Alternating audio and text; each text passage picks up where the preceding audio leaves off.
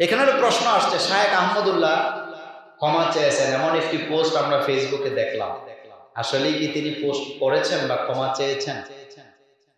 দেখেন, কাদা ছুড়াছুড়ি কোনোটাই ভালো না। আপনি যদি আমার গায়ে কাদা ছুড়তে চান, তাহলে কাদাটা আগে আপনার গায়ে লাগবে না আমার গায়ে লাগবে? কাদা মূলত প্রথম লাগে কার গায়ে? যে ছুড়ে। আপনি যদি আমারে কাদা মারতে চান, আপনি আগে কাদা হাতে নিবেন, তা আপনার গায়ে কি লাগলো? এরপরে না আপনি আমার গায়ে লাগাইতেন। আমাদের বাংলাদেশে এখন চলতেছে কাদা ছুড়াছুড়ি, কে কারে কাদা মারতে পারে, এটা যেভাবেই মারা লাগুক মারবে।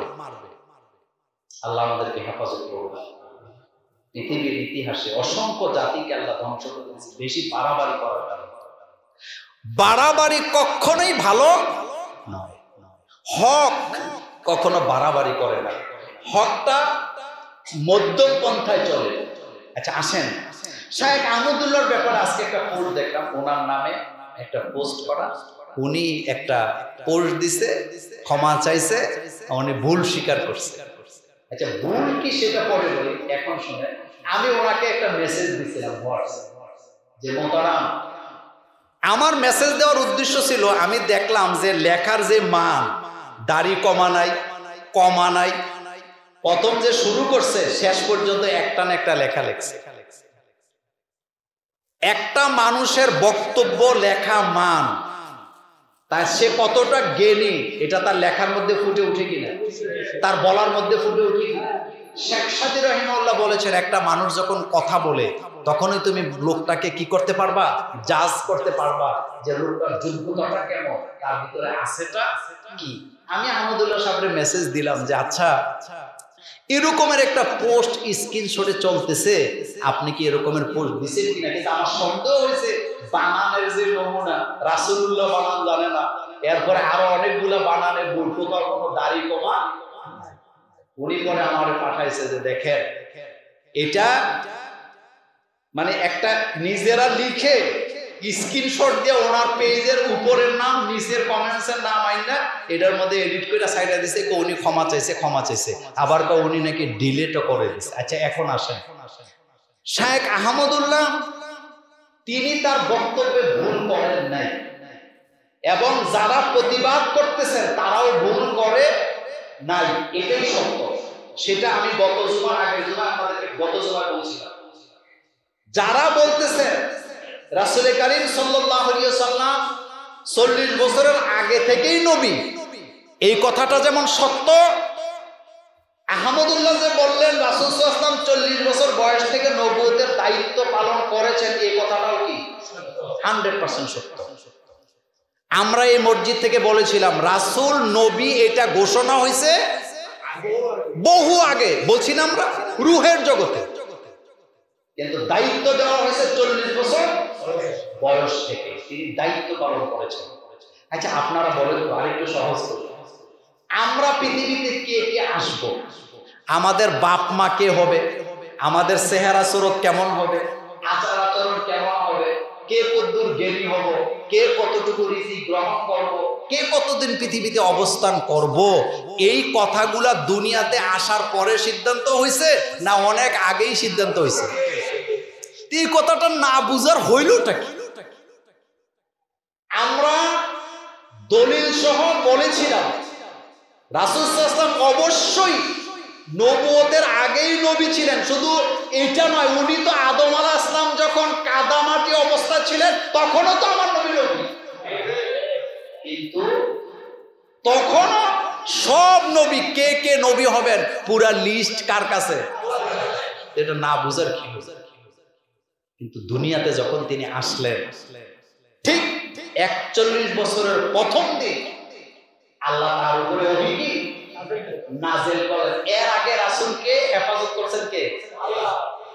কাবা ঘরে কাজ চলতেছে, রাসূলের চাচা দেখলেন বাচ্চারা পাথর মাথায় করে আনতেছে, রাসূলও আনতেছেন।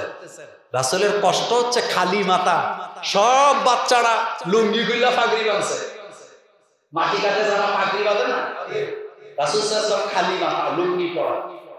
চাচা ভাবলেন বাতিজার লুঙ্গিটা খুলে মাথায় বাইন্ধা দেয়, তাহলে বাতিজার কষ্ট কম হবে। চাচা যখন লুঙ্গি ধরে টান দিছে, রাসূলের বয়স তখন 6 বছর মাত্র। যখন লুঙ্গি ধরে টান দিছে, রাসূল বেহুশ হয়ে গেছে। চাচার সাথে সাথে বাতিজারে ঢেকে দিয়েছে। কি বুঝলেন? কি বুঝলেন? রাসূলের দুধমার নাম কি? হালিমাতুস সাদিয়া। তিনি বলেন, শিশু মুহাম্মদ সাল্লাল্লাহু আলাইহি ওয়াসাল্লামকে আমি জীবনে কোনোদিন ক্ষুধার কারণে কাঁদতে দেখি নাই, কিন্তু যখনই লজ্জাস্থান থেকে কাপড়টা একটু সরে যেত, রাসূল চিৎকার করে কান্না করতেন। আমি ঢেকে দিলে রাসূলের কান্না বন্ধ হয়ে যেত। বাড়াবাড়ি করেন না, একজন আরেকজনকে আক্রমণ করেন না, এটা খুব খারাপ হচ্ছে। রাসূল নবী, এটা অনেক আগের থেকে নবী এই ব্যাখ্যা হাদিসে অসংখ্য দলিলে আসছে, আর আহমদুল্লাহ এটা অস্বীকার করেন নাই। তিনি শুধু বলেছেন রাসূল সাল্লাল্লাহু আলাইহি ওয়াসাল্লাম 40 বছর থেকে নবুয়তের দায়িত্ব পেয়েছেন, এই কথাটা তো 100% সত্য। এখন দেখলাম কি জানেন, বিশ্ব বিখ্যাত ইসলামিক স্কলার এমন লোকের বিরুদ্ধে তারা কি শুরু করছে, মন্তব্য করা শুরু করে দিছে। আমি ওইদিকে গেলাম না, আমি শুধু দুই পক্ষকে বলবো থামেন, বাড়াবাড়ি ভালো, যে বাড়াবাড়ি করে সে কি হয়ে যায়, ধ্বংস হয়ে যায়। আরে রাসূল তো আমাদের জন্য আদর্শ না শুধু, আমি বিশ্বাস করি এই পৃথিবীতে যে নিজেকে মুসলমান দাবি করে এরকমের একটা লোক পাওয়া যাবে না যে রাসূলের জন্য জীবন দিতে রাজি হবে না। যে নামাজ পড়ে না, মসজিদেও যায় না, সেও রাসূলের অপমান সহ্য করবে না। এই জন্য আসুন একটু থামি। আরেকটা বিষয়, আমরা যখন বক্তৃতা দেই তখন সকল বক্তব্যের অংশকে ব্যাখ্যা করা আদৌ সম্ভব? বলেন সম্ভব? অনেক সময় আমরা বলি না যে আজকের বক্তব্যটা ভালো হয়েছে না, তা আপনি আইয়েন না বক্তৃতা করেন, বুঝবেন ভালো কারে কর। হ্যাঁ, অনেক সময় দেখবেন অনেক আজকের আলোচনাটা বেশি একটা ভালো হয়, তো ভাই আপনি 10 মিনিট আইয়েন আলোচনা করেন। এক জায়গায় মাহফিলে গেলাম, হাজার হাজার মানুষ, মাহফিলের সভাপতি আমার কানে কানে বলতেছে, মোল্লা ভাই এমন একটা আলোচনা দিবেন যাতে মানুষেরা কান্দে। আমি কইলাম ভাই আমি 15 মিনিট আপনার আগে দিলাম, যেহেতু আমি প্রধান বক্তা, আমি থাকা অবস্থায় লোকেরা চলে যাওয়ার সম্ভাবনা নাই, তা আপনি 15 মিনিট আলোচনা করেন, লোকদের একটু কান্দায় টান্দায় দেন। কয় ভাই আমার দ্বারা কি এটা হবে?